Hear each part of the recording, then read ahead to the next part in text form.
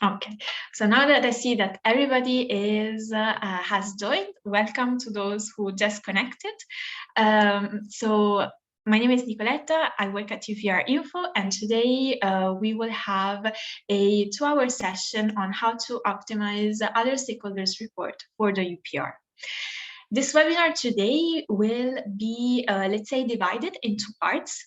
And after my very brief introduction, I will leave the floor to the colleagues of the Human Rights Measurement Initiative, Talia and Yoyo, who will guide us through a very useful tool that we hope you can use in order to integrate information in your other stakeholders report. And then in the second part, instead, we will focus more on the rules of submission and good practices for the other stakeholders report. And especially, we will look at what are the main focuses or the main suggestions that the Office of the High Commissioner of Human Rights have recently published for the submission of other stakeholders report for the 4th cycle. Because as you know, we have finally came, let's say, at the end of the 3rd cycle. Actually, currently, the 40th UPR working group session is on. But in November 2022, we will begin with the 4th cycle of the UPR. Just because I saw that in the, let's say, small survey that we sent in the registration form, some of the people are not that familiar with the Universal Periodic Review. I would like just to make a very brief introduction, just so we have the main, let's say, characteristic of this mechanism. But my colleague will share with you some useful links to publications and guides that you can consult after in order to get more information about the UPR. So what is the Universal Periodic Review? The Universal Periodic Review is a human rights mechanism. It's a peer review among states where the human rights situation of each UN member country is reviewed every 4.5 years. We have these cycles that, as I said, we're now slowly, gently arriving at the end of the 3rd cycle, and we will start with the 4th cycle in November 2022. And in the Universal Periodic Review, let's say that the basis of this mechanism is the Universal Declaration of Human Rights and all the conventions, treaties, and obligations that the state adhered to or ratified to. The Universal Periodic Review, even if it's a state-led process, it's a peer review where the 2 main actors are the states. That means that there are states called states under review, that are the ones who are examined, and then there are the recommending states, those who make recommendations to the states under review in order to encourage the improvement of the human rights situation in the countries by sharing good practices, suggestions, and way forward to improve a situation. But this does not mean that civil society cannot play a role. On the contrary, the Universal Periodic Review gives quite a lot of possibilities for civil society representatives, human rights advocates to engage with these mechanisms. And one of the main, let's say, ways through which civil society organizations, and for that I mean I refer to NGOs, associations, national human rights institutions, the ways that civil society has to engage with the UPR, one way is the submission of a report. What do I mean by that? I mean that for recommending states to formulate relevant recommendations to the states under review, they get the information from 3 main sources of information, 3 main reports. One is the national report, the UN compilation report, and the other stakeholders report. The national report is the report that is submitted by the state that is going to be reviewed. So it's the government that develops and drafts that report. It is encouraged that this report is done in consultations with other stakeholders. It depends on the context whether this actually happens or not. In order to complement the information that is provided by the states, the Human Rights Council, when it decided to establish the Universal Periodic Review mechanism, provided the possibility to other two sets of actors to submit this information. And these two sets of actors are the UN entities that can submit a report like through the different UN agencies or the treaty bodies. And then the third main source of information is represented by the other stakeholders report. That means the reports that civil society can submit to provide their perspective on how their state is actually fulfilling, protecting, and promoting human rights. And we will focus especially on this point. This means how civil society can submit their report. What are the rules and the best practices and the tools that you can use in order to, let's say, make your report even more credible and reliable.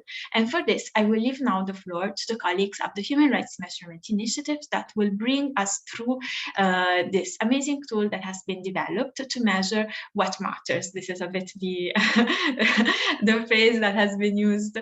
So I give the floor to Talia and Yoyo. Thank you, Nicoletta, and welcome to everybody. It is wonderful to see so many people here today. We hope that we will be giving you a lot of useful tools and information to strengthen your work, which is ultimately, I know, for all of you to improve people's lives around the world. So we're all in this together in the same mission, I think. So tēnā koutou katoa, bom dia, bonjour, buenos dias, ni hao, assalamu alaikum. Welcome to this workshop on human rights data. Welcome from the Human Rights Measurement Initiative, or HRMI, as we call ourselves for short, as well as a warm welcome, I'll add that to your welcome from Nicoletta. So I'm coming to you today or tonight from Wellington, New Zealand, where it is just after midnight. And I hope that you will all get used to my accent. I know it will be a little different for many of you. And just a reminder for those who've joined recently that we are recording this session. Nicoletta will send it out by email to everybody who has registered a recording, so you can go back and review it or pass it on to colleagues. And it will also be made available on our HRMI YouTube channel after the workshop. We will be glad to answer any questions you have, so please put your questions in the Q&A box. We'll either give you a quick written response if it's a simple question that we can do while the workshop continues, or we'll save your question for discussion later on in the session, and we will have time for Q&A for questions and answers later on. And I'm delighted to have Yoyo with me here today, Yoyo Paseka. So Yoyo, would you like to just introduce yourself briefly as well? Hello, everyone. I'm Yoyo Paseka. I am the Communications Assistant at the Human Rights Measurement Initiative. I also speak French if that is helpful to anyone, or if you have any questions that you feel more confident asking in French, feel free to do that. But you will hear a little bit more from me in a second, so I'll pass it back to Talia, but it's lovely to see everyone here. Now, I'm hoping that you can now see my slide. Is that right? Excellent. So just a little bit about HRMI, because we're going to be telling you about the data we think that you may find useful in your stakeholder submissions. But in order to want to use our data, you may need to know if you can trust us. So let us introduce ourselves a little bit if you haven't come across us before. Just some of the things about us that you may find relevant to know. One is that we use co-design in all our research. Our goal is to be useful. And so we want to have the voices of all likely users of our data in the room, literally in the room before COVID and online these days, when we are figuring out everything about what we do, how we do the research and how we present it, and everything else. So everything you're going to see from us today has gone through a co-design process with people involved from all over the world, from different backgrounds. And also people from the human rights defender community, practitioner community, and also the scholarly community. And if I could just remind all of you to hit mute to just take the background noise away. Thank you so much. So it's important to us that our work is useful and acceptable to both of those main communities, the human rights practitioners and also the measurement scholars so that we're giving you useful and reliable and robust data. We are a diverse global team. You're seeing two New Zealand people, well, two people in New Zealand today, yeah, but Yoyo is a global citizen from many other places. But we're a team based all over the world. We're a collective rather than a formal organisation. We're a collective of researchers and practitioners. And we are conscious to try and maintain diversity in our team, and to hear from all voices. Our research is peer reviewed. As I said, it's important to us that everything we produce is robust and reliable. And so on our website, you'll see various scholarly publications. Some of our research has won academic awards. What we produce is accepted by the scholarly measurement community as being an accurate reflection of what we're trying to do. And so you can either delve into that if you are interested in the details, or you can trust that all of our data has gone through a robust process. And crucially, I think, we are independent of governments and we are not for profit. So we don't have any motives other than wanting to make the world better like all of you, and to help you to do that. All of our work is freely available for use at no cost, and freely available under a Creative Commons license. We are independent of all governments. There is nobody telling us what to write about each country, except the human rights experts involved in producing the data from each country. As Nicoletta said, one of our sort of mantras is that what gets measured gets improved. That we know that leaders are moved by numbers, and if you're not measuring something, it's very hard to be sure if it's getting better or worse. We are seeking to fill a gap in the human rights ecosystem, putting numbers to people's important stories and research. So we take information from the human rights community all around the world and turn it into hard numbers that people like you can use in your work to strengthen your advocacy. Our goal is to measure all human rights in international law for all countries, measuring the performance of governments, performance of states. At the moment, we're starting with two core sets of data, 5 economic and social rights, and 8 civil and political rights. I'll talk more about them in detail in a second. And we are slowly expanding to cover all of the other main human rights treaties. All of the scores are available on rightstracker.org, and if you have a couple of screens available to you, you're welcome to go to rightstracker.org now and follow along that way, and otherwise we'll be giving you a bit of a live tour shortly. So these are the rights that we measure. 5 economic and social rights: the rights to education, food, health, housing, which includes water and sanitation, and work or adequate income, which includes measures of poverty. Now, all of those things are measured by other people. You can go to any number of databases and find out how many children are in school or how many people are hungry. The difference that we have and what we add to the conversation is that we measure progressive realization, which, as many of you will be aware, is what the obligation that states have under the International Convention. So every country is expected to do as well as it can, given its wealth, given its level of income. In the past, it has been perhaps a little too easy for some countries to say, well, we're doing the best we can, and no one knew if they really were. Our methodology puts a measurement to that. We assess what a country ought to be capable of given its income, and whether it is achieving that or not, and how close it is to achieving that. And so we are able to say, and you are able to say with our data, that a country could do better right now, could afford to do better on these kinds of things. So our methodology, just very briefly, starts with data in international databases. So those of you who want to know what our sources are, it's all available on the website. The sources are transparent, but it's databases like the World Bank and UNESCO and UNICEF, those kinds of places. We take that data and then we combine it with measures of the country's income and come up with a frontier of what we expect each country to be capable of when it comes to the number of children in school or the number of people not hungry.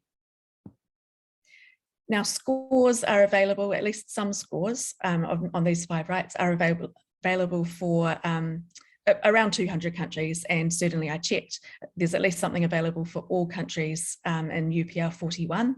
So if you are working on a report that's due at the end of this month, there will be some data that will be available for your country. It may or may not be the data that for the right that you are working on necessarily, but it's definitely worth a look. Now, we cover pretty much the whole world for economic and social rights because we draw on data from international databases that is collected by other organisations and made available to the world.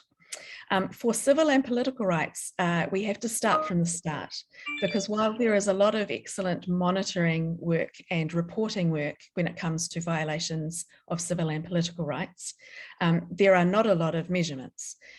Certainly, if 2 countries did report, for instance, how well they were respecting the right to freedom from torture and ill treatment, we know that both countries would likely underreport, whether they meant to or not, and they would underreport by a different amount.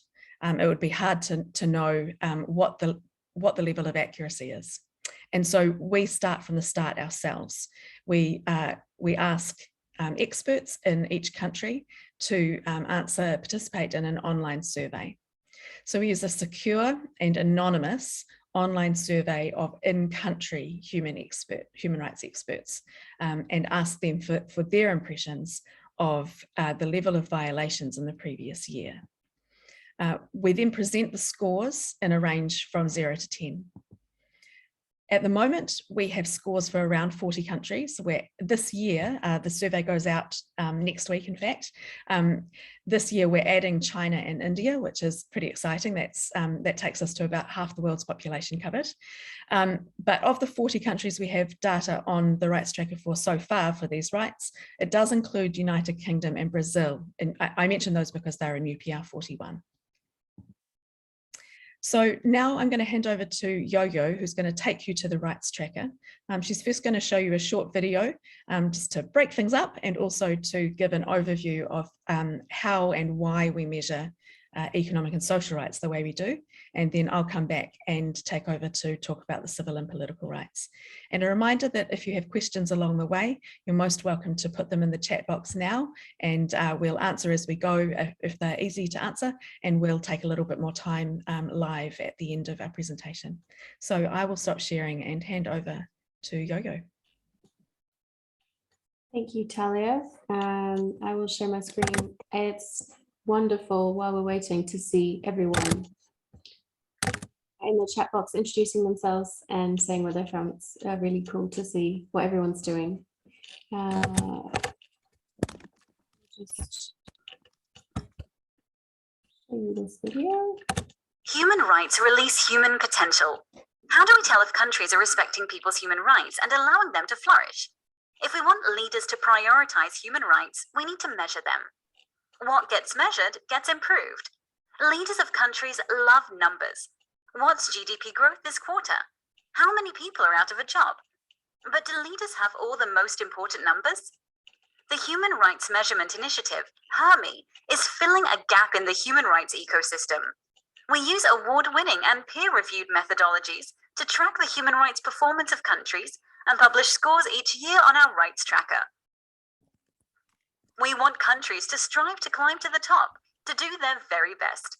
We want leaders to call in their advisors and ask what they need to do to get their human rights scores up. But where is the top? When it comes to the rights to education, food, health, housing, and work, what target should a country aim for, especially when every country has a different level of income to spend? International human rights law says that every country needs to do their very best to devote their maximum available resources to improving their people's quality of life. This is called progressive realization. HRMI's scores are the first in the world to measure progressive realization, so countries at any level of income can know how well they're doing and have a realistic target to aim for, a goal they're capable of reaching. We discover the realistic target by finding out which countries have the best results at every level of income and comparing each country to that benchmark. We do it like this. Let's take the percentage of young people enrolled in secondary school in every country around the world. We take all the results for the last 20 years and plot them on this graph. Each dot is one country's result for 1 year. There's a big range. At any level of income, for rich countries and poor ones, there are some places that are setting the target, doing the best we've ever seen, and some that are a long way behind. How close to the target is a country getting? That's the HRMI score, given as a percentage of the target. Every country should be able to get near its 100% target. The lower the score, the more urgent the need for improvement. A low-income country getting 100% will most likely need more resources to improve its people's lives further. You can take these scores to government leaders. Show Guatemala's government that they are far behind other countries with the same level of wealth, even among their local neighbors. Show Malaysia that at their high level of income, they could achieve so much more. You can even combine our scores with population data to show, for instance, that if Guatemala went from its current score to the target of 100%, over 1 million extra young people would be in secondary school. Human rights release human potential and let people flourish. You can harness the power of HRMI's economic and social rights scores to fuel your country's climb to the top, its quest to be its very best. Go to rightstracker.org now. All right, that is what we're going to do is go to rightstracker.org.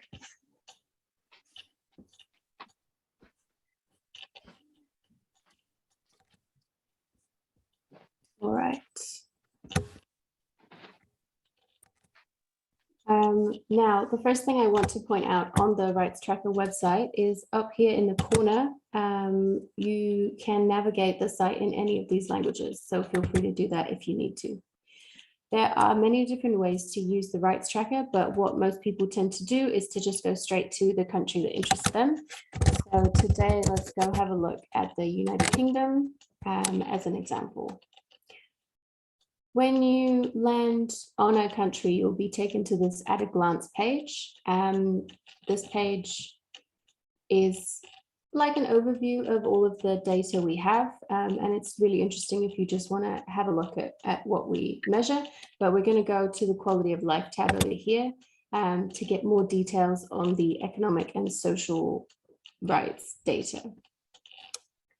Now, the first thing I want to point out is the data, what we are measuring at HRMI is compliance with international law and the promises that countries have made under international law to protect human rights. So for economic and social rights under that framework of international law, income is relevant. Like we mentioned in the video and in the presentation, we're measuring progressive realization. So for example, if we go here to the right to education, we see that the UK has a score of 85.3% on the right to education. This is not the number of people enrolled in education. This is not the amount of resources or money that's going towards the right to education. What we're measuring here is how well the UK government is doing to guarantee the right to education for the people in its country in comparison to other countries with the same level of income. So we would say here that the United Kingdom is doing 85.3% of what should be possible at its level of income to guarantee and protect the right to education in the UK. 85.3% might sound like quite a good score. If I got 85.3% on an exam, for example, I'd be quite happy. But in fact, if you go down here, we've got these ranges that give you a little bit of indication of what that score actually means. And you can see that education, 85.3% just about falls in the bad to fair range. And 85.3% is actually not a great score, because what we calculate is that 100% is completely possible. It's kind of a little bit like completion of a task. If you were to ask the person you live with to go and do the dishes, and then they came back and said, I did 85.3% of the dishes, you'd be a little bit upset. I would be, because that means that someone else, probably me or you, would have to go and finish up doing the dishes. You know, if you're going to do it fully. So yeah, that's just a little explanation of those. We have lots of sentences, and specifically this little paragraph here where we explain what these data points mean, and you're more than welcome to just straight up copy paste one of these sentences to use in your report. It's very accurate, and it's also in quite plain English to make sure that it's understood as easily as possible. So you're welcome at any point to just fully copy one of these sentences and use it in your report. We'd be more than happy to see that happen. If we scroll down a little bit, you can see that there's more detail available on some of these rights. So here, for example, we're on the right to education, but you can go through whatever right interests you. So we have the UK's 85.3% score on the right to education. And here we can see the indicators that make up that score. So we've got the right to secondary education, and then we've got the quality of education for maths, reading and science, which are the PISA scores. Now, these are not the indicator values. This is not the enrollment rate for secondary education in the UK. This is once again the scores that we calculate. So what we're saying here is that the United Kingdom is doing 96% of what should be possible at its level of income to guarantee the right to secondary education. If you did want to see the actual underlying indicator values, you can press this button here, indicator values, which will show you the underlying values. So now 97.1% is actually the enrollment rate, and these are the scores on the PISA test. And again, if any of these scores seem a little bit difficult to understand, if you click on them, you will get this come up, and it'll just explain what exactly that score means. So for example, 58.7% of 15-year-olds in the United Kingdom achieved level 3 or better on the PISA math test. But we think our scores are really handy because they show where exactly the room for improvement is. Now we can keep going a little bit further. We also have sex disaggregated data, which is really handy. Now, I have to note with these scores that we have for male and female, these scores are not comparing female and male in the UK. So for the right to education, what we're doing with the female score is we're saying that the United Kingdom government is doing 85.3% of what it could be doing to guarantee the right to education for women and girls compared to other countries of a similar level of income. So you cannot directly compare the girls and boys score. So I'll just point that out. If we go down a little bit further, we also have overtime graphs, which can be really handy if you want to show how things have evolved over time. If we go to the right to education, we can see that there is a little bit of variety since the earliest data we could get, which is 2007. And once again, you can see there's sometimes a little bit of improvement, but we do expect 100%. 100% is what we calculate to be possible and feasible for every country. So there's always room for improvement. For some countries for which we have more data, we have these people at risk categories, which show which groups of people were at risk of having their rights violated. This is also a very interesting part of the data that we collect, but I will just skip this for now because I know Talia is going to go into more detail on this when she starts to talk about the civil and political rights. So I'm going to come back up to the top here, and I'm going to point out that if you go onto our website and so far you found all the information that you think is useful and interesting and you want to use it for your report, that's great. This is what we're trying to do. If you want more detail, there is a lot more detail available. And so I'm going to start going into that detail now, but if you find it confusing or you think it doesn't really apply to what you're doing, you don't really have to worry about it. So like we said, we take income into account. We take the level of income into account when we calculate our scores. And so what we do with high income countries and low and middle income countries is we use a certain grouping of indicators that we think are most appropriate for that country. And so what I'll do is I'll go over here to this button, switch view, and this is where you can get a lot more information. So if we go down here, we can see there are two different assessment standards that we can use. So the UK is a high income country, so it will automatically show up in the high income assessment standard, but you can also go to the low and middle income assessment standard, which will show the scores for the low and middle income country assessment standard. So for example, if we go down to the right to education, and you can see here we're measuring the right to primary education and the right to secondary education. If we change that to the original high income standard, we can see all the details we had before, which is the PISA scores. So we try to measure as much data, we try to collect all of the data that we can. So for any countries where that data is available, we do show it on our website.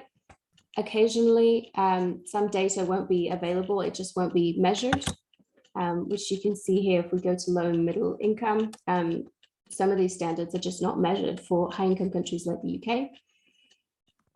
But this is really, really useful if you want to compare between countries. And it also, yeah, is very useful if you want to compare between countries. Now I will go back to the high income standard, and I recommend if you are going to play around with these tools to always remember to go back to the original standard, because otherwise all of the data you'll see will come up as the other standard. The other really interesting thing that we have is, so we have our income adjusted standards, but we also show the global best standards. So this is exactly the same data, it's just not taking income into account. We're just comparing all countries equally, regardless of their level of income. So you can see here, for example, for the UK, this dotted line right here shows the income adjusted 100%. So we can see that the UK needs to fill this gap here to get to the best it possibly can with the resources it has.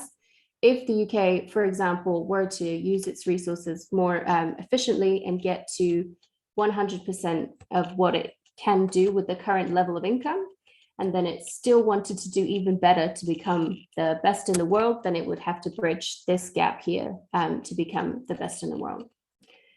I'll just head back to the income adjusted standard. Now, the other way you can use the Rights Tracker website is to go to the rights menu. So for example, we could go to the right to education. And what you see here is all of the countries for which we have the available data.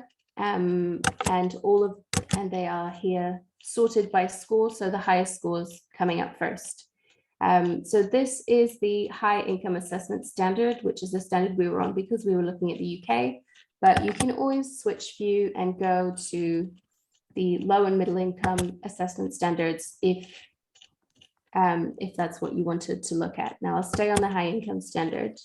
If you wanted, for example, to only see, if we go down here, now some of these countries, for example, the Ukraine is a country that is in our low and middle income standards, but we do have the data available, so it will still show up in the table. If you wanted to only see the countries that had that were in a high income, you could filter this list down.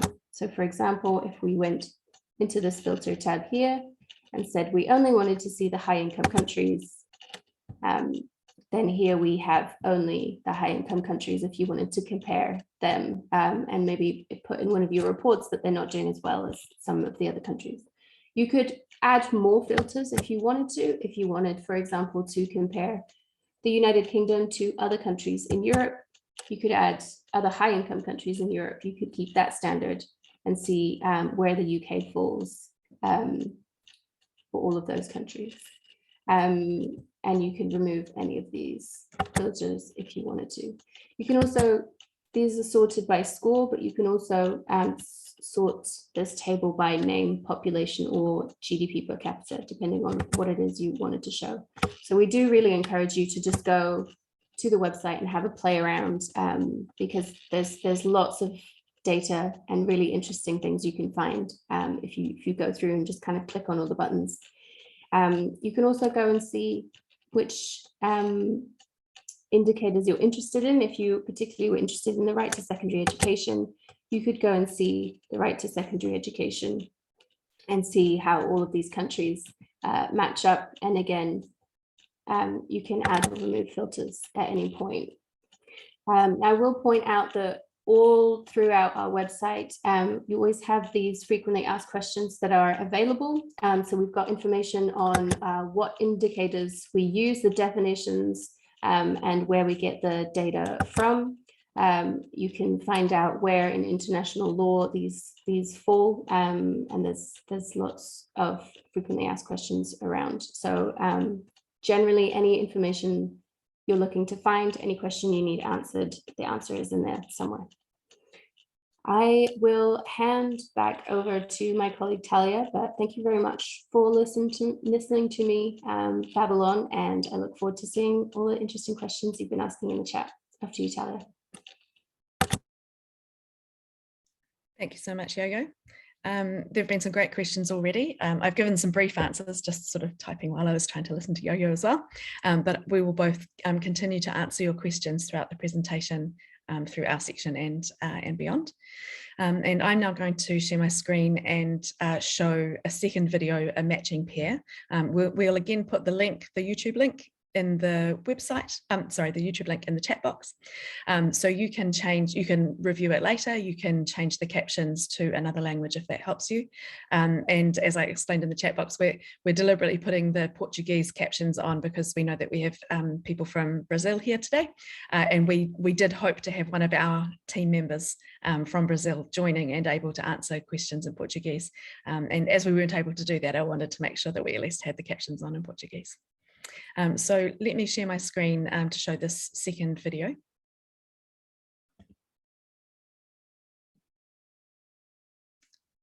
And human rights keep people safe and let them flourish.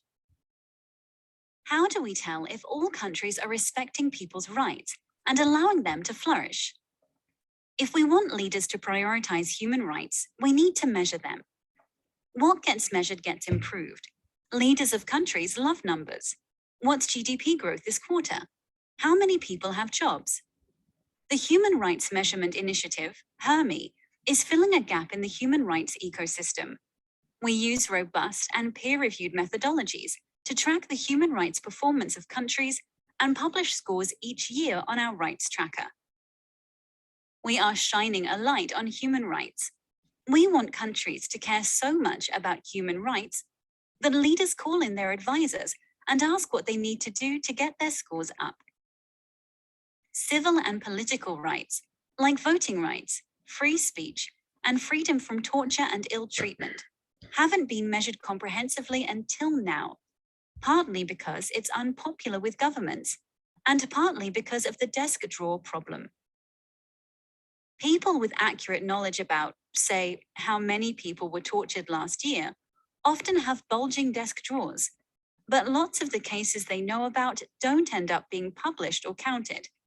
Maybe there isn't enough funding, or their organization has different priorities right now.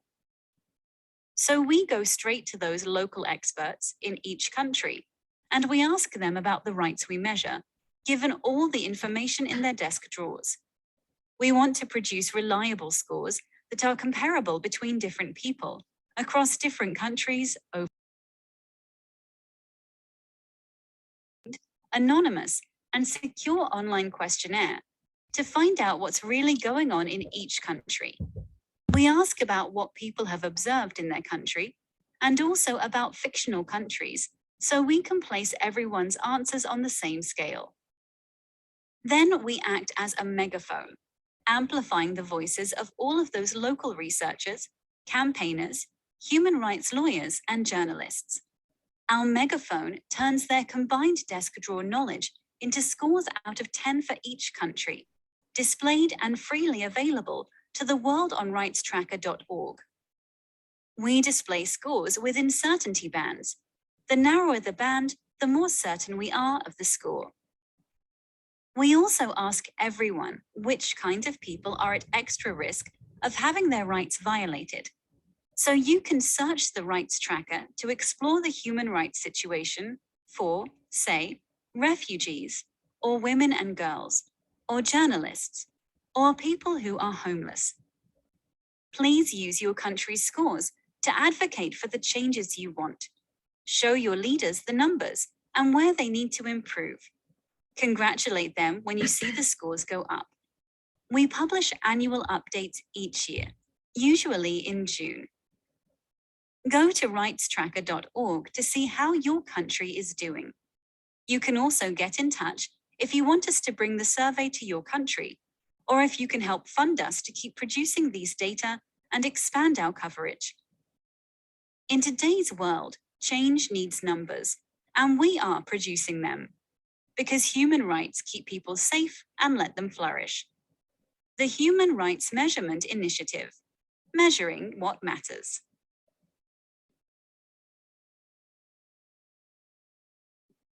Thanks everybody for your attention through that. And I'm now going to share my screen and take you back to the rights tracker. As some people are already discovering, you can go to rightstracker.org yourself and feel free to be following along. And as Yoyo pointed out, you can follow along in a few other languages as well, if that's useful to you. So here we are on the rights tracker again. And I'm going to even follow the example here, and we're going to go straight to Brazil. Because we know that Brazil is under review this year. And so some of you are likely working on reports right now. Brazil is one of our survey countries. And so we have not only the economic and social rights data that you've seen from Yoyo, we also have this safety from the state and empowerment data, civil and political rights. So we have scores out of 10 based on our extensive surveys of human rights experts in the country. And if you're working on one of these rights, or if you will have a paragraph on one of these rights in your report, then all you need is this front page. That would be enough to use our data to strengthen the case that you are making. I'll give you a bit more detail, and you can find other data as well on this, but this front page has everything you need to just get started. And so we have scores, for instance, saying that for the right to freedom from arbitrary arrest and detention, Brazil currently scores 3.1, and 3.1 falls, as you would imagine, in the very bad range. And so that, I imagine, is no surprise to people familiar with what's going on in Brazil currently. But if we want to see more information, including the trends over time and the people at risk, we can go to these tabs up here for more detail. So if we go to safety from the state, you get these same scores, but now they're displayed within these certainty bands. If you're just looking for the scores, then you don't need to worry about the certainty bands. They're there for transparency, and they're important when you're trying to compare one score with another or one country with another. But if you just want to quote the score, you don't need to worry about where the band starts and finishes. But it's reasonably clear here. Most of the band here still falls within the very bad, but the upper bound. It's possible we're saying that it's just bad, not very bad. But obviously that doesn't make a lot of difference in what you might be saying about Brazil. So we have scores on this tab, safety from the state, on these physical integrity rights, arbitrary arrest and detention, forced disappearance, death penalty execution. There's an automatic score of 10 for countries that do not use the death penalty. And otherwise, we rely on information from survey respondents about the frequency of executions. There's a score for freedom from extrajudicial execution and one for torture and ill treatment. And yeah, clearly these scores are very, tell a sad story about the situation in Brazil. We have a summary here, just as with the quality of life rights. And so you could lift these paragraphs out and insert them into any reports you do. You don't need to put them in quotes or anything. You can they're just describing the data. We have these overtime charts as well, because we have fewer years, we can put them all in one view here. So we have the trends over time. We've been running the survey in Brazil for 4 years. So you get these 4 years of data from 2017 going through. And so for some of these, you can see that there have been some dramatic drops over the last few years. And then importantly, we have this people at risk section. This will be very useful for those of you whose focus is on a particular group rather than on a rights theme. So those of you who are working on issues of women and girls or Indigenous people or people with disabilities, this section is going to be particularly useful. But I'm going to take you, instead of showing you the information here, all of the word clouds, people at risk word clouds for all of the rights are gathered on this tab. So let's go over to the people at risk tab here. And here we get all 13 rights with a word cloud for each one, showing how commonly this group was nominated as being at risk by the experts we asked. It doesn't mean that this group is more at risk, but there's certainly more consensus that they're at risk. And so we see that for the right to education, our experts said, 83% of our experts said that people with low social or economic status were at risk of having this right violated. So it's telling us, as will be obvious to many people, of course, that there is a high correlation between poverty and not enjoying your right to education in Brazil in last year. There's a large group here, a large collection of different groups that are affected. You can scroll right down. And then crucially, there is more information here showing some of the specific things that people in the survey said about what was going on in Brazil at the moment. Sometimes this will be specific situations, like here we talk about COVID-19, for instance, will be in here. And sometimes it's about geographic regions. So here we have a geographic specificity here, and all sorts of information. We take it and summarize it. We're careful not to put anything in verbatim. We don't want to quote anybody, and that would be a problem for our confidentiality. And so we summarize the comments that people make and put them all in here. Now, if you are following a particular group, for instance, if Indigenous people are a focus for you, if you click on it, it will highlight not only there, but it will highlight in all of the clouds as you go along.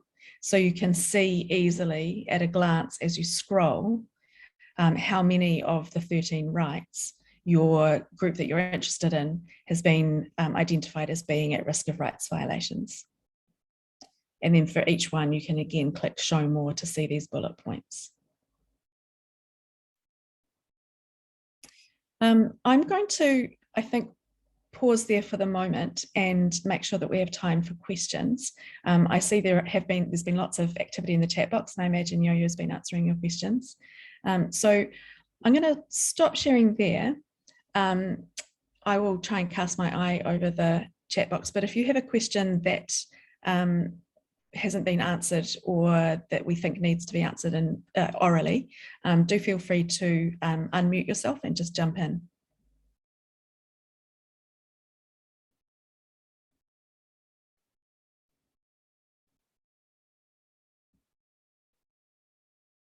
Okay, so I'm going to go back to my presentation and point out a few more ways that our data can be useful.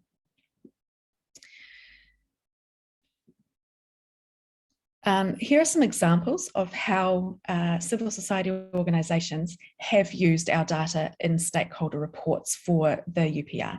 So Cultural Survival has used our work. In fact, I think we have some cultural survival people on the call. This is one for Papua New Guinea on the right to health of Indigenous peoples. And so here it says, now I'm going to have trouble reading because I've got my screen seeing everybody. Right.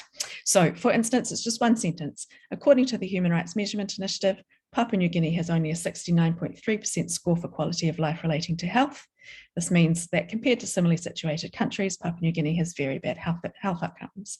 And so whatever you are saying of your own experience, your own case studies, your own research, your own advocacy, you can add in one more sentence and a footnote saying it's not just us who think this. There is a score out there that says the same thing.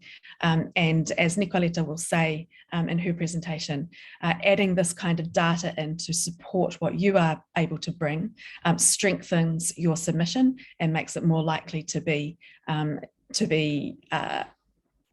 have people pay attention to it through the UPR process. So that was one on Papua New Guinea. Here's one on Solomon Islands, looking at using the people at risk data. So those word clouds saying that 40% of our experts said that Indigenous people were at risk of having the right to food violated. 60% say that people living in certain geographic areas are at risk. And now the writers of this report have put those two things together and said, well, 80% of Indigenous peoples live in rural areas. These are why there are some of these problems. And so again, it's combining the information that you have with the information that we have to strengthen your case. Here's another one from the Solomon Islands report, and it uses the gender disaggregated data on the right to education that you saw from Yoyo's. Now, this presentation that I'm showing you now will also be provided by email after the workshop, so you'll be able to refer back to any of this.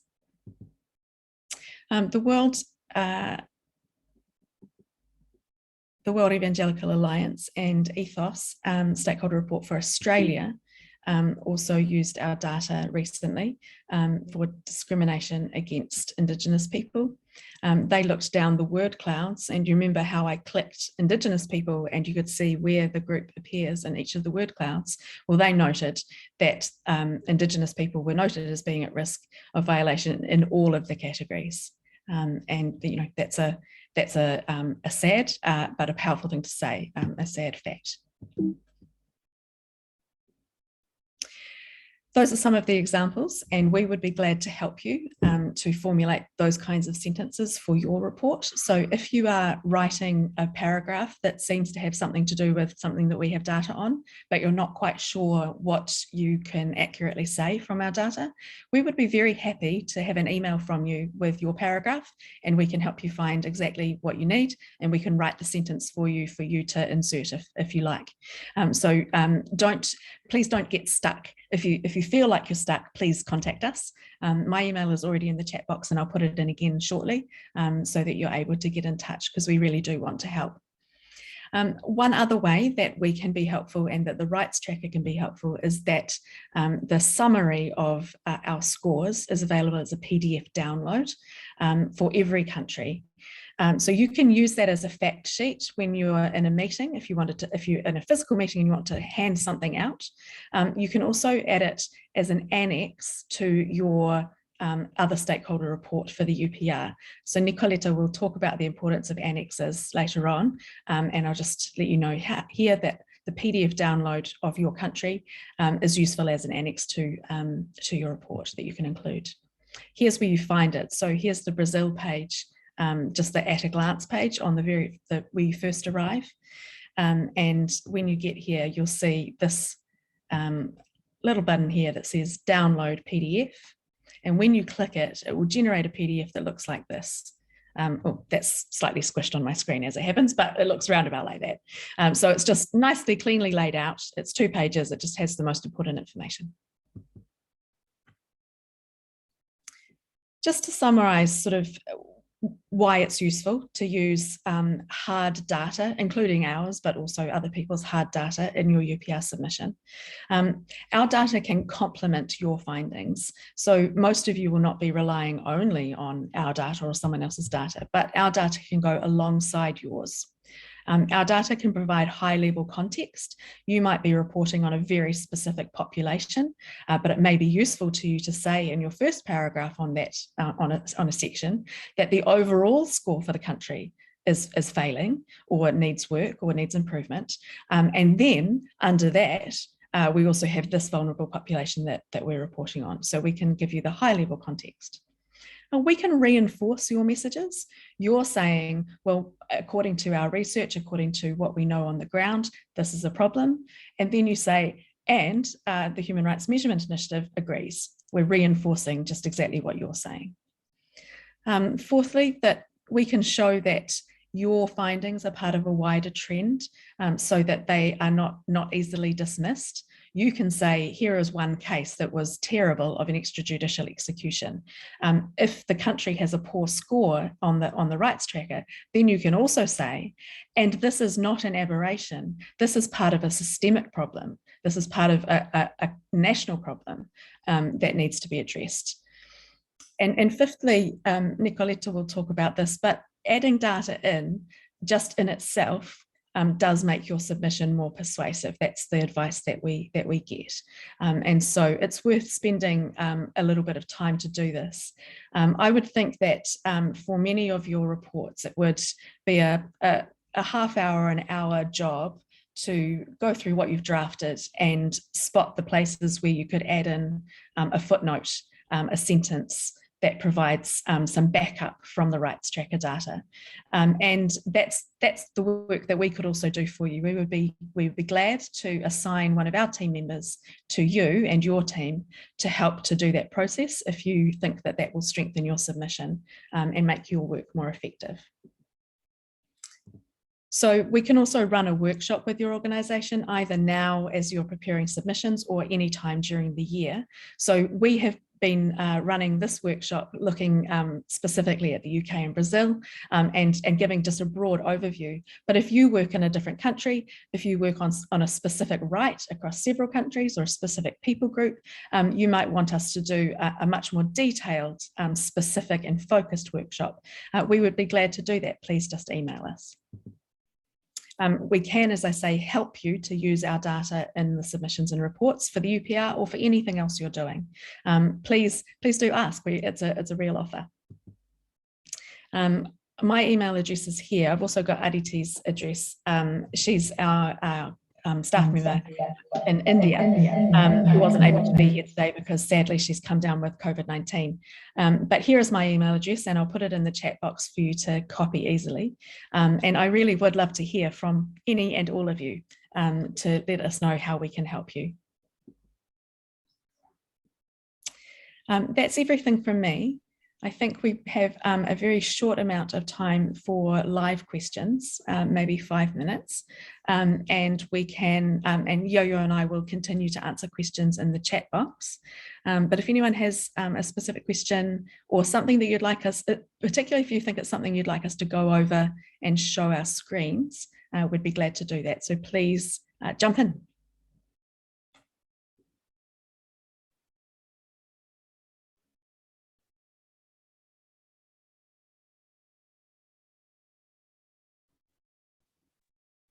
Yoyo, you've been keeping an eye on the chat box. Is there anything that you think we should talk about?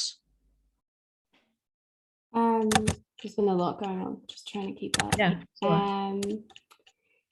Most of the questions are about countries for which data is not available and what we can do about that. Sure. Yeah, great. Tom, I think I've got Tom Brake. I see some questions there. I can address that in the chat box. I'll carry on chatting with you there. Be glad to talk further. Oh, somebody is raising a hand. Oh, Tom, did you want to chat now? Yes, Talia, because other people had asked a similar sort of question. Clearly, there will be governments around the world, and I include the UK government in this, who, when they see data of this nature, their immediate reaction is to dismiss it and say that we're doing much, much better than you claim. So what means do we have to try to rebut that? And something that I suggested was that if you had a relationship in the respective countries with recognized organizations that do national statistics, and they were endorsing your data, then it would be a lot easier for organizations like ours to point to that and challenge the government when they simply dismiss this sort of data. Yeah, that's a really interesting question. It's not actually one that's been asked before, which is unusual in these workshops because we've been doing this for a while. So that's something I would like to look into, and I'd be keen for us to carry on talking about that.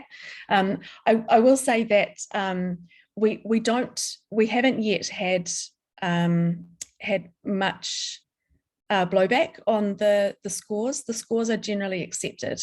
So it's not a problem that we have encountered, that we've observed. Obviously, there will be a lot of discussion about our scores that we can't observe, that happens privately. I think in a lot of cases, it's a rhetorical exercise. It's about persuading, and the tools that we can give you to persuade people that our scores are worth using is that they come from recognised international databases in the case of the economic and social rights, and that they use peer-reviewed and in some cases award-winning methodology that has not been questioned in the many years that we've been doing our work.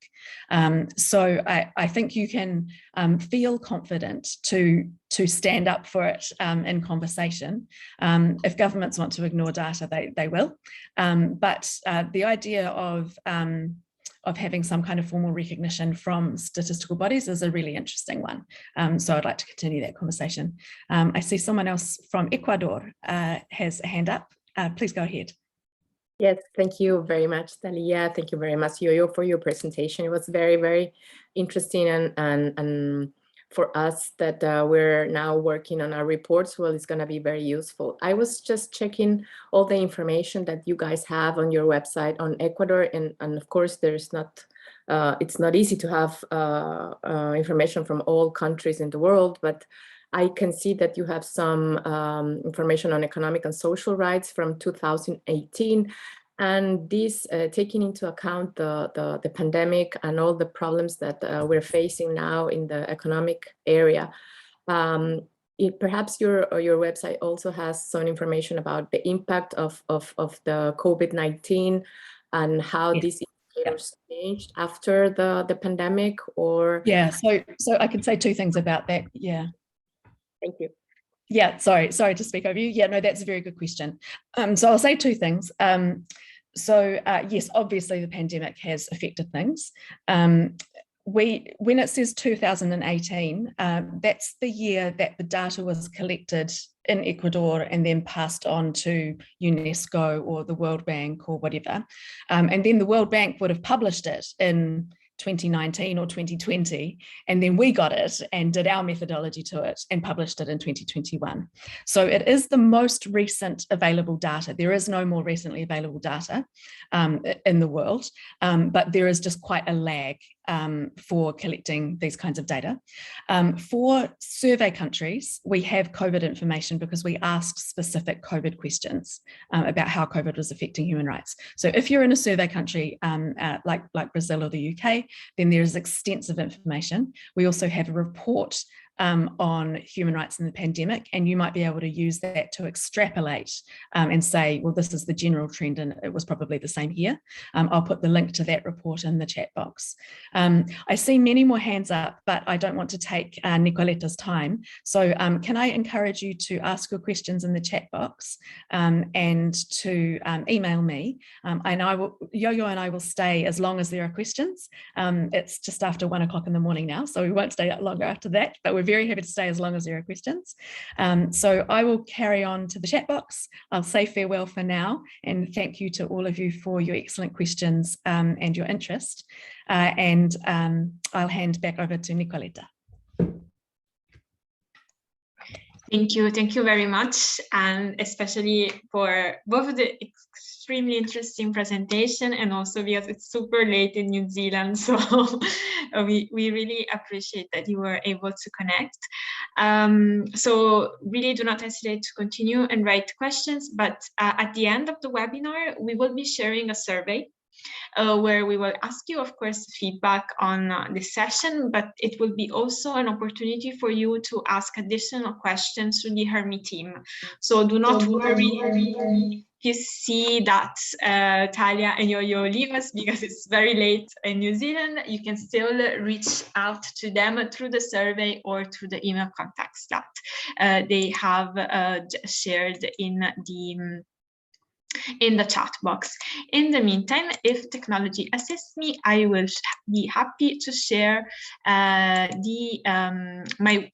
screen for the second part of the presentation. That usually we do this part at the beginning, but given the logistical timing, we prefer to give allow HRMI team to go first. So if we continue now, let's say on more specifically discussing on the UPR submissions from the other stakeholders, for those who have just connected during the discussion with HRMI, just a few reminders on why it's important to submit a report to the UPR when it's the time of the review of your country. So as you may recall, I said that the recommendations that are formulated by the recommending states during the review of your country are based on three main documents: the national report, the UN compilation report, and the other stakeholders report. So your report, as representatives of civil society, whether you are an NGO, an association, or a national human rights institution, represents an alternative to the national reports. And through these reports, you can have an impact on the UPR of your country because you can provide through these reports updated and first-hand information on your country. So that's a very important element, the fact of having the perspective of civil society on the human rights situation of your country. And you can provide in these reports not only an assessment on the human rights situation of your country, but also provide suggestions, solutions through the formulation of action-oriented recommendations. And this, I come also to a question that came up in the chat before on whether it's better to, let's say, focus more on previous recommendations that have not been implemented, or take it as an opportunity, take the reports as an opportunity to raise awareness on new human rights challenges, new human rights priority. It's both, in the sense that, as we will see in the next slides, we will cover the, let's say, focus that the Office of the High Commissioner of Human Rights has put into the new guidelines that were published for the fourth cycle of the UPR. Most of the focus that we can see in these guidelines really is based on the need and the attention that should be given on the assessment of the recommendations received in the previous cycle. But this, of course, does not exclude the possibility to use the submissions to the UPR also to present new human rights challenges. And this is the beauty of it, of the UPR, as we have, as you know, probably, that the Universal Periodic Review allows us to address different human rights issues that can go from the civil and political rights to economic and social rights, but as well as new challenges that maybe 10 years ago were not considered a priority. And I might refer, for example, to the access to digital rights, or, for example, the attention, increasing attention that is given to climate change. So through the UPR, this is possible. But the most important information is that the information presented in your reports is credible and reliable. This is where the accent has been given, especially in the guidelines, if you check the guidelines of OHCHR.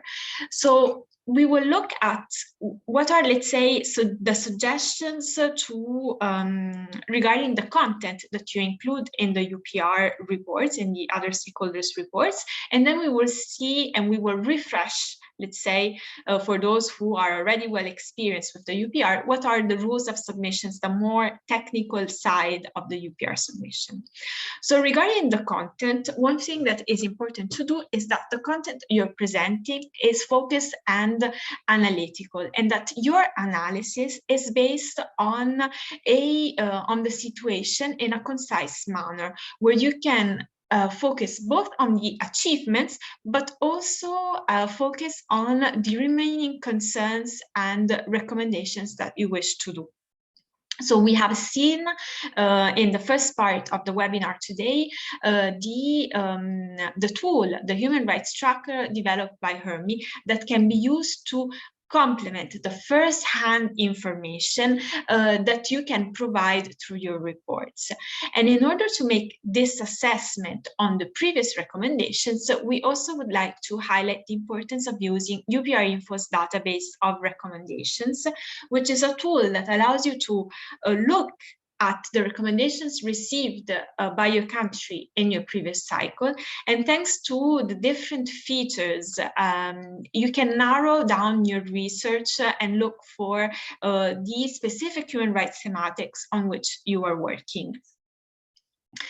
But let's see what the guidelines of OHCHR have been, let's say, focusing on. One other thing is that incredible attention should be put in the fourth cycle report, especially from the other stakeholders, on the information following up the recommendation, as I said. And it's important that these reports give the possibility of explicitly assessing how these recommendations have been implemented or not implemented. This means that you can use in your report expressions that allow you to, for example, take a number of recommendations on, I don't know, gender-based violence or access to education, and provide your assessment on whether these recommendations have been fully implemented, partially implemented, in the process of implementation, or not implemented at all. So in order to make this assessment, of course, we encourage you to refer to available information. For example, you can refer to national action plans, assessments that are carried out, as well as tools as the HRMI data tool that we have seen in the first part of the presentation. What is important is that we don't miss this opportunity, because the Universal Periodic Review can be considered as a monitoring mechanism on the human rights situation. So that's why it's important that the information that is provided by civil society looks at what has been implemented and not implemented yet, and of course, when it's possible, also mention the improvements, because we do not have to, let's say, forget what are the principles that have inspired the creation, the establishment of the Universal Periodic Review, which are based on the principle of cooperation and exchanging good practices. So through the reports, and of course through by complementing the work that you put in the reports through your advocacy action, you can exchange good practices on what good measures have been taken by your government to improve the human rights situation, of course, when this is possible. Another relevant point on which the guidelines of OHCHR have put an accent in is to prioritize first-hand information, to prioritize information that you can get directly from your expertise, from your knowledge, being you the expert on the human rights situation in your country. As you know better than anyone else the context in which you live, it is important that you use this information and you put forward this information, because as I said at the beginning, your report will be an alternative to the national reports. So it's important that in these reports you prioritize your first-hand data, so your views, the data that you have, the data you can collect. And in order to prioritize this first-hand information, we really encourage civil society organizations and associations that wish to submit a other stakeholders report for the UPR to hold consultations. There's still a bit of time, as I wrote also in the chat, and as I will repeat afterwards, the deadline for the countries that will be reviewed in the 41st UPR working group session is on the 31st of March. There's still a bit of time, if you can, to hold consultations with groups, vulnerable groups, in order to get their perspective, to get their inputs on how the situation is also in different areas of your country.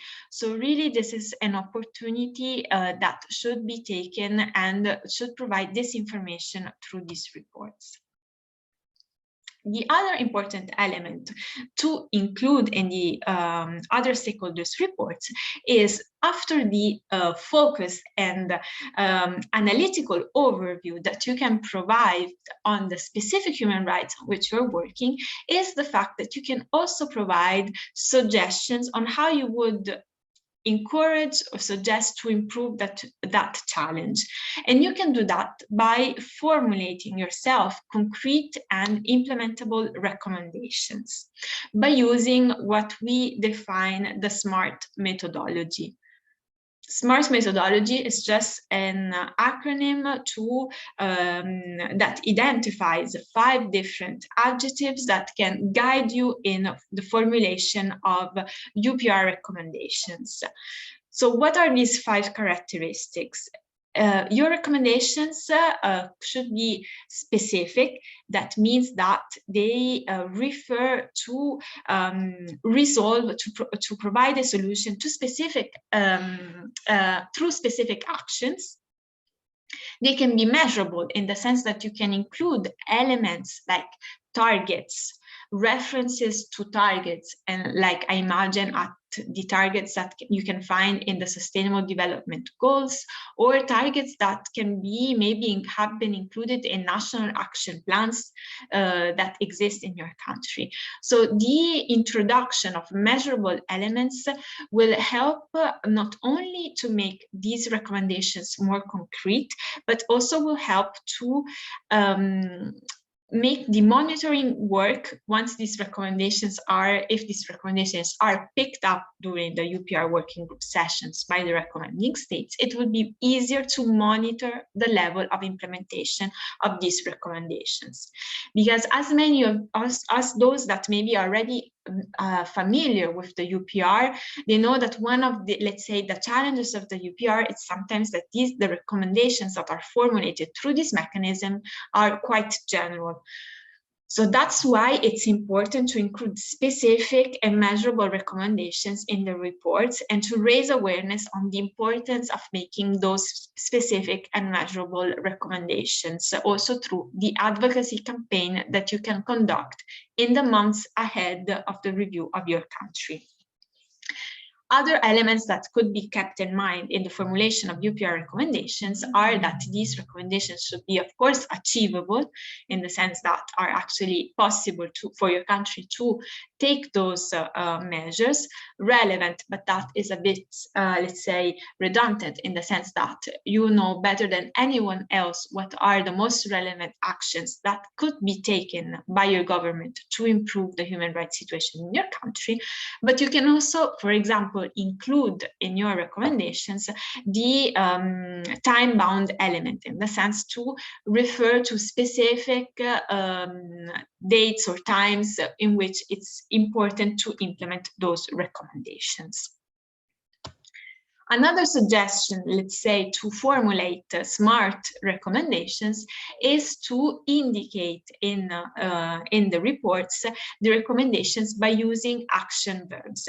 This means to really refer to actions that your government should take in order to improve a human rights situation. So we have examples of action verbs on the screen. As you can see, you can use verbs such as establishing, undertaking, ratifying, conducting, implementing. These are all types of actions that clearly, if of course accompanied by the rest of the sentence, can define specific actions. Just a few examples that maybe can help more in the formulation of UPR recommendations, specific recommendations, rather than for example, suggesting to end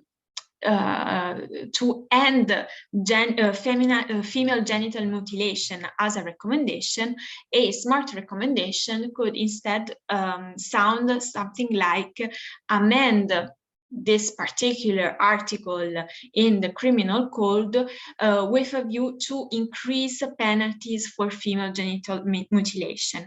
As you can see, this recommendation is much more specific than just recommending to end genital mutilation.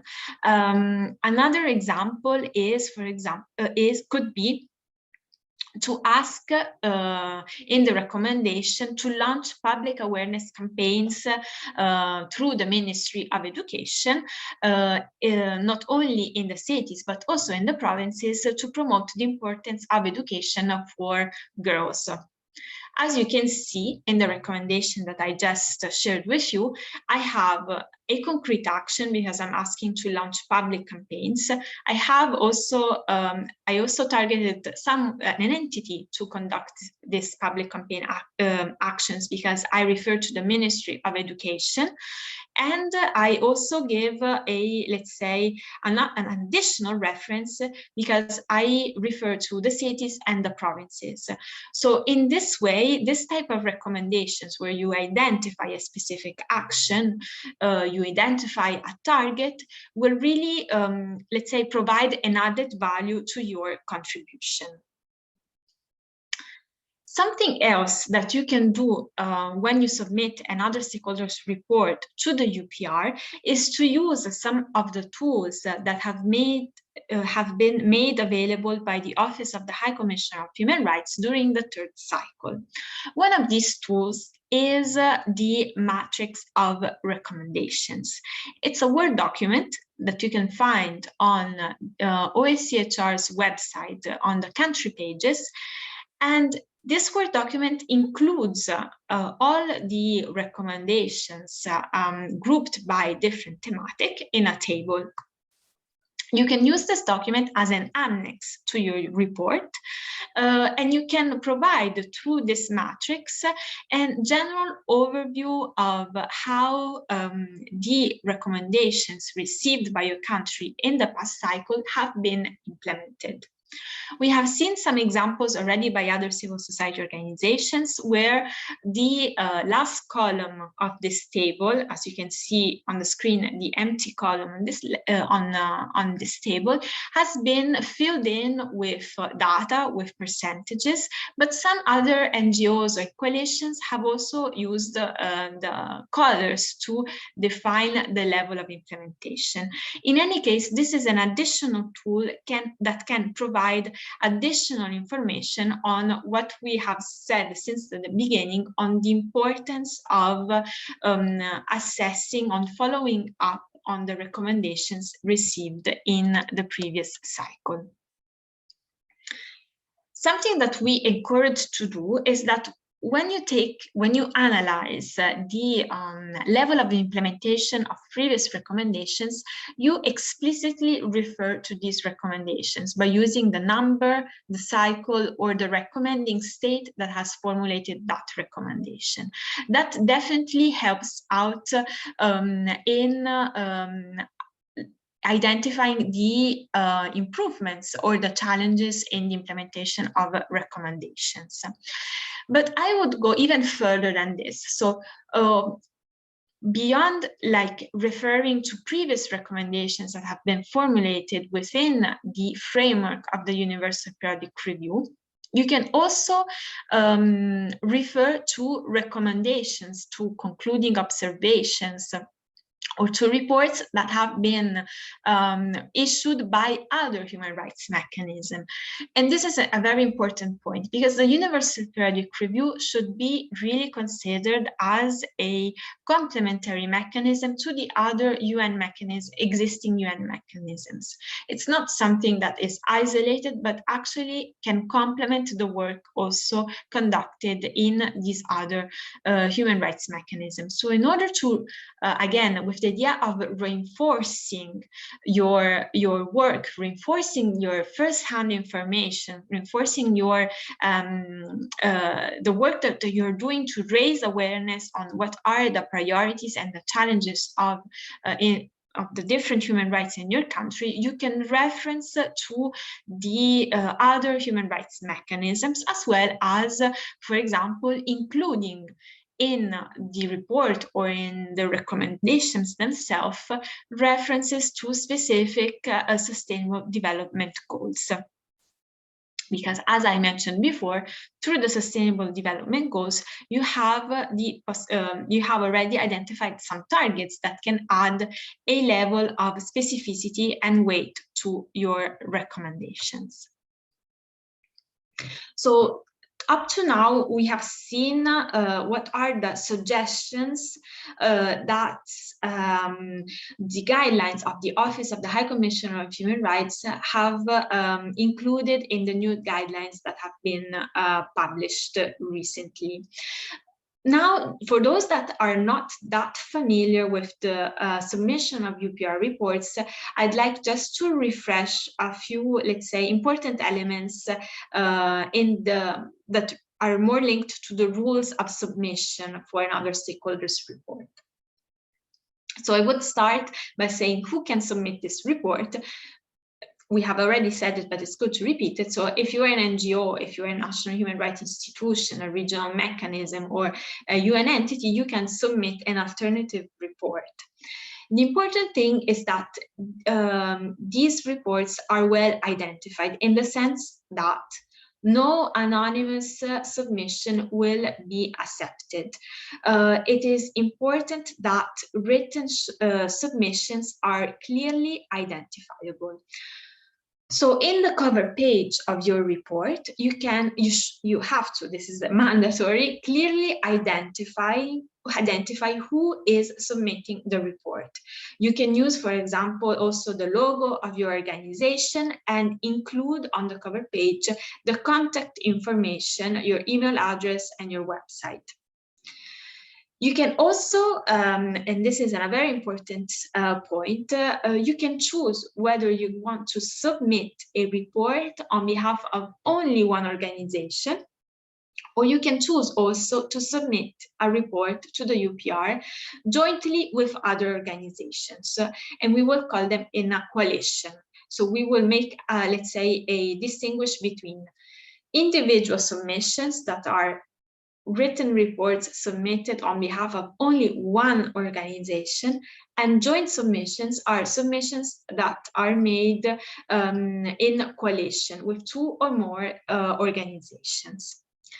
In both cases, whether you are one organization or you are a coalition, it's mandatory to identify on behalf of who you are submitting. So do not forget to include this information. Important thing that we will see later in the few slides is that there is a word limit when you submit a report to the UPR. And this word limit changes according to the choice that you make if you submit an individual submission or you make a joint submission. But one thing it's good to know is that the cover page to your report, to the other stakeholders report, is not included in the word count. So we encourage you really to use the cover page, also maybe to add a small paragraph where you you describe the work of your organization, or you include the list of NGOs that are part of the coalition on behalf of whom you are submitting the report. The important thing to know is that you have the possibility to submit only one report, individual submission. This means that if I am an NGO working on women's rights in Brazil, I can submit only one report on behalf of my organization, but I can participate in the reports of different coalitions. So I can work, for example, with a coalition that includes organizations on civil and political rights, and I can also contribute to a submission of a coalition that instead focuses on access to education, for example. There is not a right and a wrong choice. It depends really on what are your needs, what are your resources available, the time available for your submission. One thing that is that we encourage is that if you can, we encourage you to submit jointly. We encourage to create coalitions of NGOs, of associations. This because it adds weight to the concerns that you are expressing in your report. A bit as the same idea that Taya was saying before, that the data supports the information that you provide because it adds additional weight, it adds additional let's say details on the concerns that you are bringing forward. The fact of working with other NGOs also adds more weight and credibility to the priorities that you are highlighting in your reports. And this increases, therefore, the possibility that your report is picked up in the summary of the other stakeholders report. Why? Because as you may imagine, there can be all the reports that are submitted before the UPR of your countries are then compiled in a summary by the Office of the High Commissioner of Human Rights.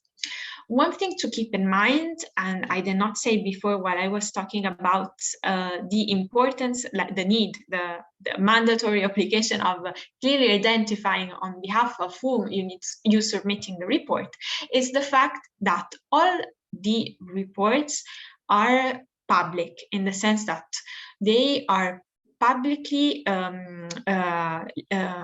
uploaded on the website of the Office of the High Commissioner of Human Rights. And UPR Info also uploads these reports to give greater visibility. So it's important to keep this in mind, especially when you are addressing delicate issues, or if you are let's say, supporting your analysis with concrete examples that refer to people. We would like to put the accent on the fact that as these reports are public, please ensure that then there are no risks of threat in case you are referring to specific individuals. If it's not necessary, it's better not to, in the sense that in this case you don't run this risk. And concrete examples to individual cases can be made to reinforce, let's say, a general trend that you want to highlight in your report. Although there are other human rights mechanisms that specifically can address individual cases, rather than the universal periodic review, which is not, as you know, a mechanism that can respond to urgent risk or to urgent challenges, because it's a periodic mechanism, and the review happens only once every 4.5 years. So just to go back to the specific rules in the submission of the UPR reports for other stakeholders, as I mentioned before, if you choose to submit on behalf of one organization or on behalf of a coalition of organization, the word limit that you have available changes. So please remind yourself that for a joint submission, you have up to 5,630 words to submit in your main report. And for individual submission, that means on behalf of only one organization, you have only 2,815 words. In this word count, the cover page, as I mentioned at the beginning, does not count, it's not considered. And also you can use in your submission endnotes, but please remember that endnotes are used to only to reference to information. They should not include any substantive information, as they will not be taken into consideration when compiling the summary. So just really use the endnotes to make references. For example, you can reference to the data just the sources that you use to collect the data, or to specific reports. And the other important element is that you can submit, along with the main report, also annexes, and these annexes are not included in the word count. But the same, let's say, thoughts need to be extended also to the annexes, in the sense that you should not use the annexes to refer to substantial information that you would like to give priorities. Annexes should be used only to provide additional information to better understand the situation. So you, for example, you can annex a midterm report in case that your organization or your coalition has worked on a midterm report, or you can annex, for example, the metrics of OECHR that we saw before. That means that table that includes all the recommendations of the previous cycle, or you can use, for example, the PDF extracted from the HRMI human rights tracker. Again, it's just to add information, but it is important that you keep the most important information in the main body of your report. Which format should this report have? The report needs to be submitted in a Word document. Only Word documents are admitted to be uploaded on the portal of the Office of the High Commissioner of Human Rights. The annexes can have other formats. So, for example, you can annex a PDF, but the main report needs to be in Word document. We encourage you to include in the main report, to divide the main report in paragraphs or sub-paragraphs, and also to use page numbers, because that facilitates then the reference to your report.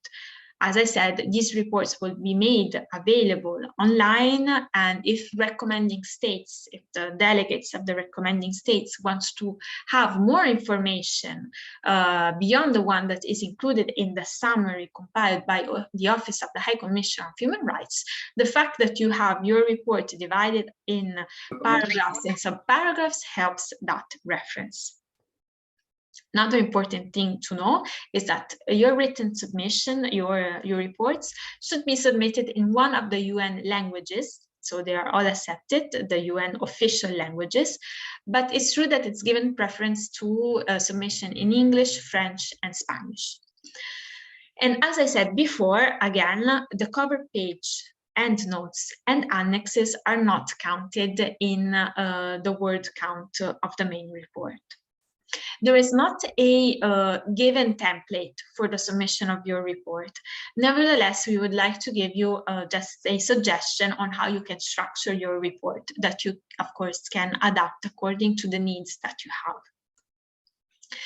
The first, let's say, thing as we suggest to include a small introduction on the human rights thematics, where you describe on which human rights thematics you are going to report on and give a bit of context. It's extremely important, we think, to also use 1 or 2 paragraphs to describe the methodology that brought you to the development of your report. This means that you can use that methodology to describe whether the information you present in that report is, for example, the result of consultations that have happened with different groups, with different actors at the national level.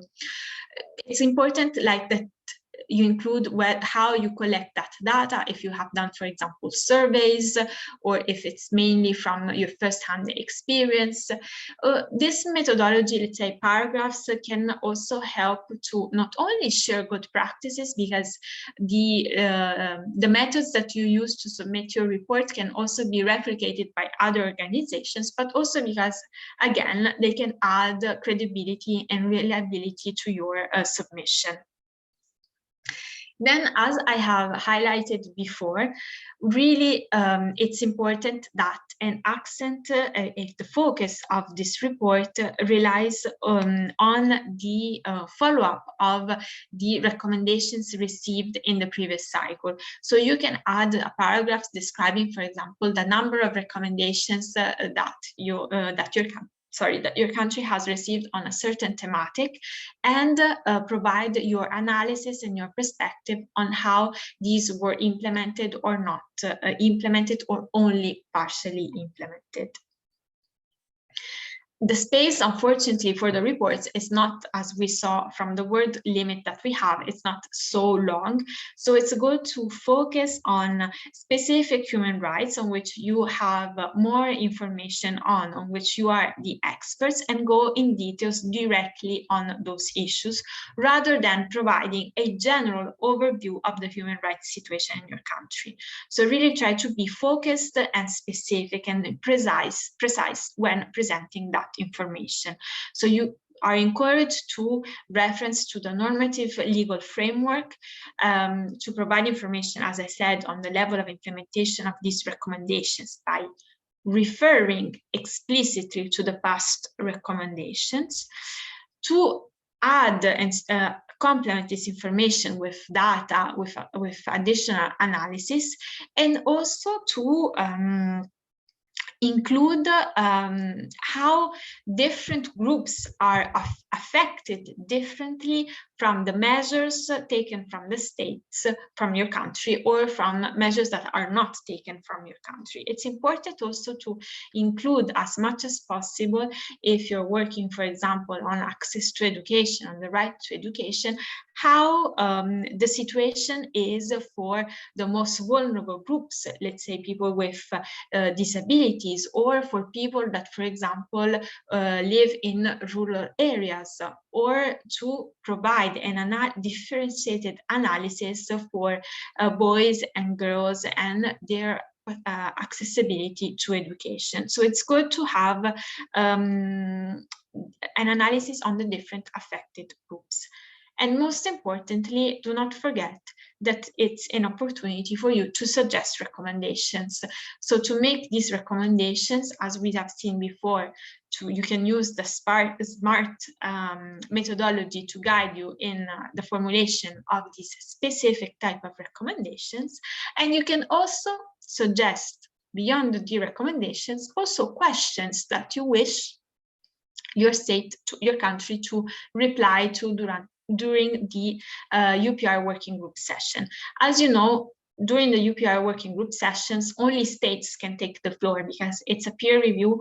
We have the recommending states and the state under review, but you can suggest through the reports and through your advocacy work to the recommending states what are the questions you would like to raise during this interactive dialogue among the states.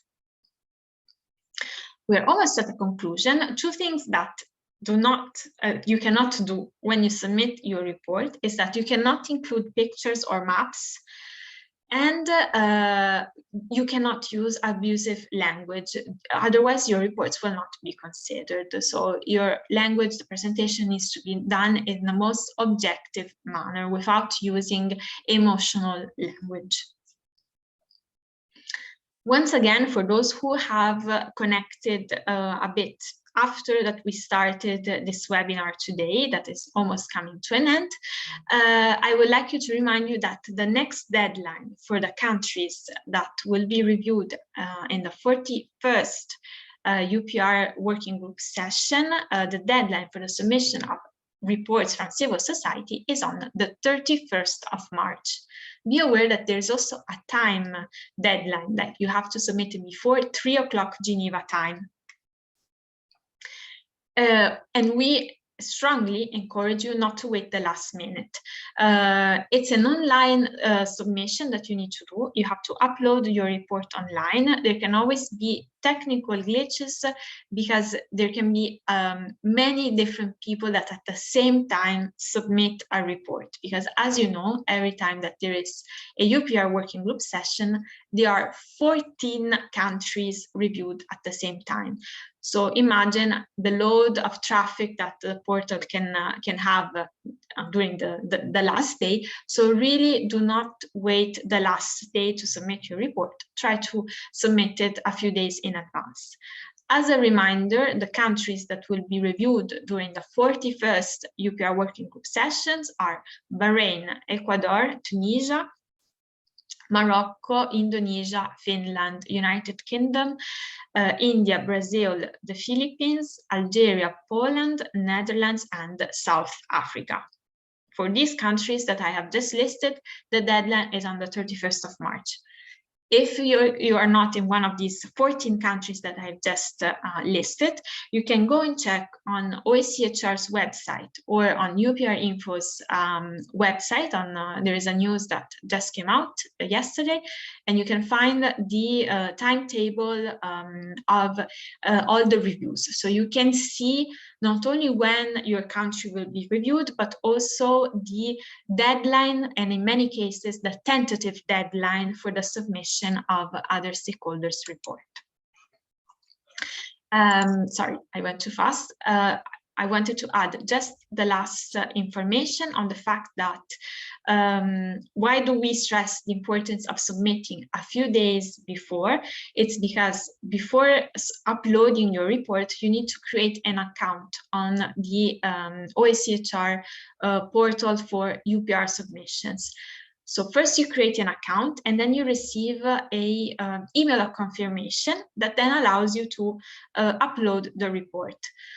So it can take, it's not immediate, like it can take even 1 day to get this email of confirmation. That's why it's important that you make the submission a few days ahead the deadline.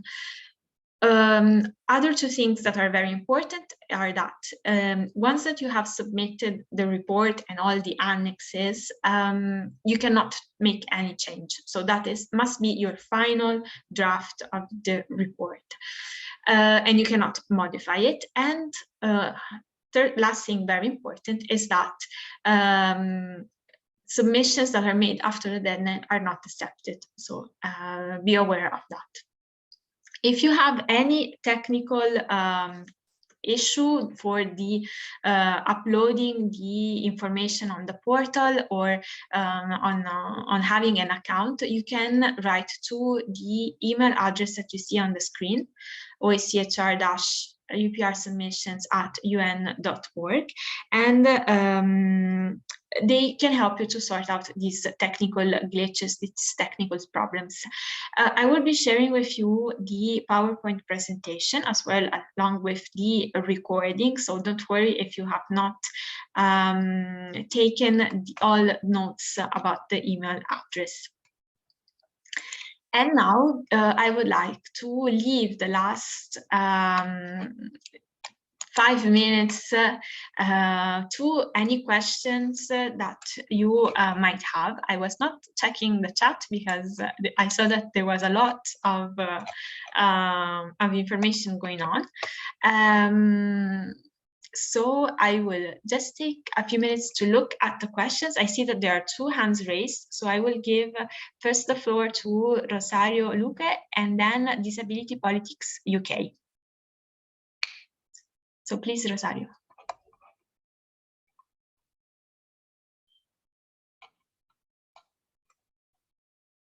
We cannot hear you, sorry. Should I unmute?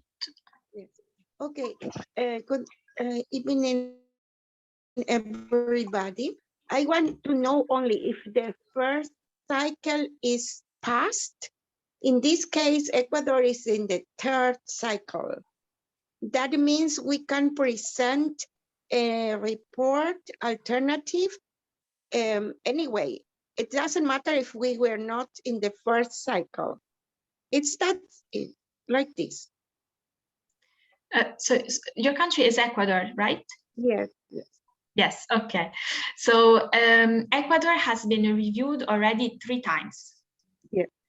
So the review that will occur will be held in November 2022, will be the 4th time that Ecuador will be reviewed.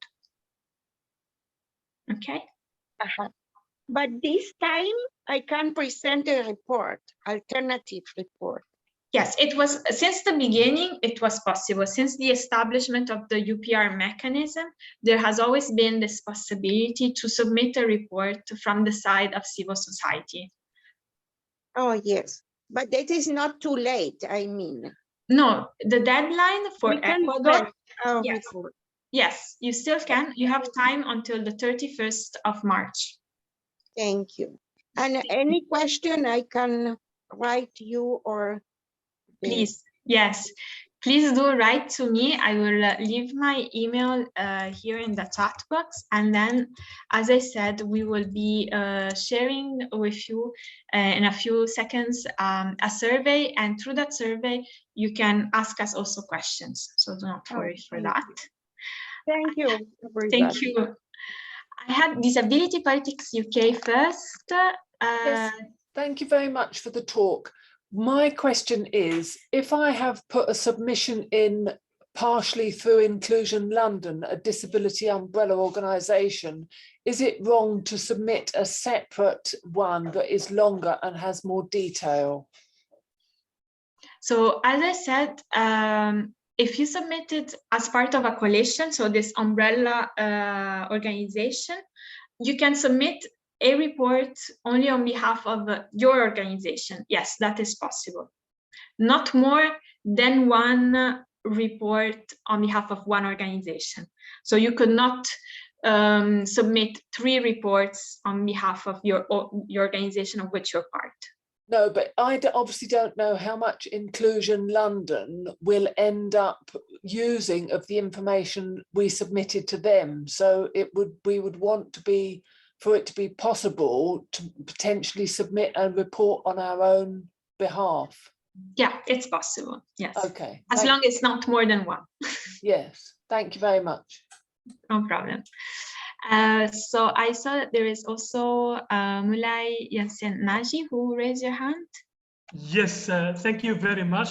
Thank you for this very comprehensive panel on UPR. I have 2 brief questions. The first one is, for example, the organization. Our organization will be the lead of coalition, and we want to be a part of another coalition. Is it possible for us to lead a coalition and to be a part for another coalition? Let's say, for example, a lead in Moroccan NGOs and the part of Tunisian NGOs? This is the first question.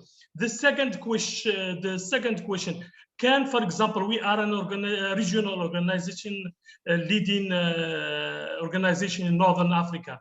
Can we deal with another countries in Northern Africa? Thank you very much. In a simple way, yes to both of your questions. So yes, you can submit as a lead organization in the coalition and also to be contribute to another coalition. It's possible, no problem. And it's also possible to send written contribution for other countries. Of course, as I've been highlighting from the beginning, the priority is given to reports that have first-hand information so that they have an analytical overview of the context of the country. But yes, it's possible. I had a question that I received about the template that we suggested we showed before, and where we indicated issue and sub-issue. It was just a suggestion on how you can, let's say, the format that you can give to the report. So, for example, if I'm working on the independence of the judiciary, I can have this as a main topic, for example, and then have subtopics on the independence of judges, and another one on the independence of the lawyers, and focus on these two, let's say, sub-thematics. But it's not that you need to repeat any sentence. It's just a way of organizing the report itself. One thing that is very useful, as I said, is using the numbering of pages, paragraphs, sub-paragraphs. And then, of course, for each sub-issue that you use, that you analyze, you can provide for each sub-issue the normative legal framework, the recommendations previously received in the UPR or by other treaty bodies or UN mechanisms, and then the recommendations that you would suggest. I see Gina has her hand raised. Yes, hello, and thank you very much for your presentation. What I want to ask is, so the deadline to submit is on the 31st of March. Is there any chance that if any critical human rights event occurred later than the 31st of March, is there any chance we can add to the report? Are there any exceptional conditions that we can add to the report? That's a very interesting question. Thank you. So unfortunately, no, in the sense that once that the report has been submitted, there is no way to update that report. But this does not mean that you cannot provide updates through other venues. And for that, I refer to two, let's say, main ways. One is UPR Info as NGO, and that we work around the mechanism. We provide a space for civil society organizations to provide updated and first-hand information directly to the delegates of the permanent missions, that are those who represent the recommending states, 1 month before each review. This means that if, for example, your country is going to be reviewed in November 2022, UPR Info will organize this event that is called pre-sessions in October 2022. But that is not the only way, in the sense that we encourage civil society to develop advocacy material, advocacy work, in order to raise awareness on not only the findings that you have submitted in your report, but to update that information. So, for example, by developing fact sheets or creating online events or online campaigns, especially in these times where it's difficult to arrange meetings in person with the delegates of the embassies or of the permanent missions, you can provide this updated information. And let's say the most timely to send these updates is 2 months before the review of your country. So if you're reviewed in November, in September, you can start sending updates to the delegates or creating events that can raise awareness in order to update this information. Very shortly, because I see that there are a lot of questions, so I will take just the next two that have raised their hands, and I will reply to other few questions I received in the chat. In case that I did not reply to the questions, don't worry, I will write you separately. I will copy the questions in the chat and send you a message after the training, so that we are not online for all this time, that you have been very patient with us. So please, Waleska, you can take the floor, and then Yekta Teviani. Thank you, Nicoletta. Just a very brief question. I just was wondering, maybe it's too soon to ask even, but is UPR Info working or thinking about supporting follow-up initiatives for the recommendations? Because as you have all the experience on these issues, sometimes recommendations are given and no follow-up is possible. At least the organizations locally, sometimes we lack funding and it's not possible to do this follow-up. So maybe if your organization is willing or is thinking about providing this kind of support. Thank you. Thank you. It's a very important question. I'm glad you brought it up. Yes, we do provide technical support also to the follow-up phase. So following up on UPR recommendations. There are different programs within UPR Info. One program is the in-country program that works in target countries.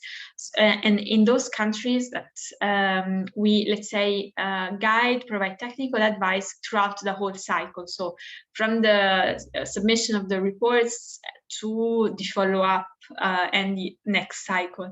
But of course, we cannot, unfortunately, we cannot do that intensive work for all the countries because we are a very small team.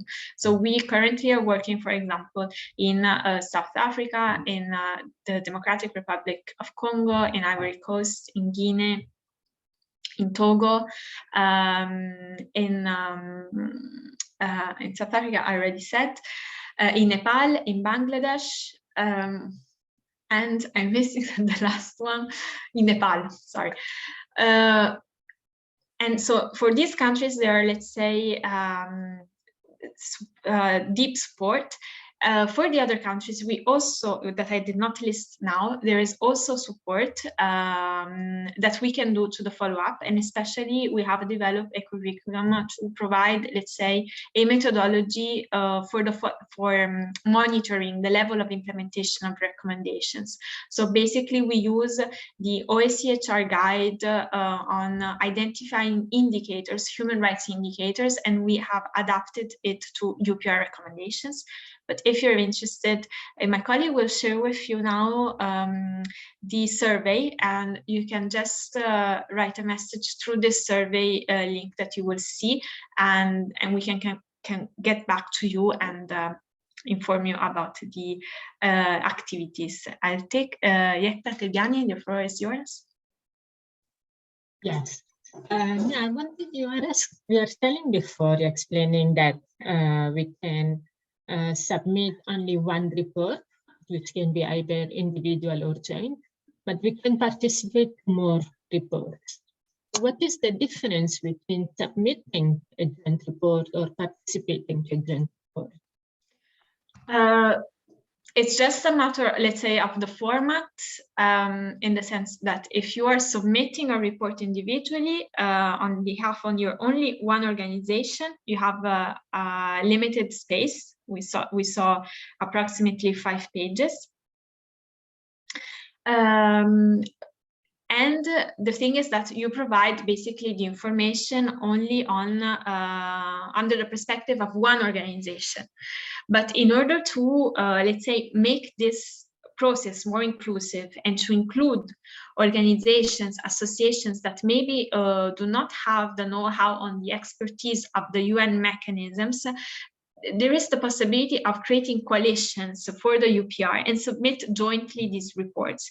And so having more organizations participating to this process, so you can collect the feedback of organizations working on similar thematics and provide the different inputs in one joint submission. They're both possible. And as I said before, we encourage more the coalitions just because it adds weights to the concern that you're raising. And also, not only that, because if we consider the UPR as a process, if you participate in a coalition to submit a report, you will be also, let's say, more tempted to continue the work with this coalition, to follow up on those recommendations that you have suggested. And this process of working together, of identifying the challenges, identifying the solutions together with other actors at the national level, with other NGOs, with other associations, reinforces civil society, because you feel less alone in the work that you're conducting, and also you are stronger in cases where there are contexts where civil society receives threats. The fact of working together definitely adds a bit of strength to your work and the findings that you bring up in your reports. I hope I replied to your question. If I can just one more related. If I do coalitions and joint submissions, can we participate more? You can participate to more joint submission, yes. But if I do individual, I can do only one. Yes, exactly. So I see just last questions. You can send both. Okay, this is again the same question. You can send both, but only one report, individual report, and you can join more coalition. There is no template, in the sense that OHCHR does not provide a template for the report. We have suggested a template in our PowerPoint presentation that you can adapt to your needs when you develop your report. I think that, I hope actually that I replied to all the questions. Our time, unfortunately, is up. But really, please fill in the survey, because in this way I can reply to additional questions I was not able to address now. And also because we are really curious to hear your feedback, and also any other suggestions you might have for us to improve our work and to provide specific trainings that can guide you in the engagement with the UPR. The results of the survey will be shared also with the colleagues of the HRMI team. So in case that you need the colleagues of the Human Rights Measurement Initiative to provide you with technical help to download the data, you can ask for this help through the survey that my colleague has just shared. And I want to thank you all for your attention, for all your questions, for being so interactive, and follow us on our social media, because we publish there all our activities, and maybe some of these can be interesting for you in your future engagement with the UPR. Thank you all. I wish you a very good afternoon or good evening according to where you are based. Bye, everyone.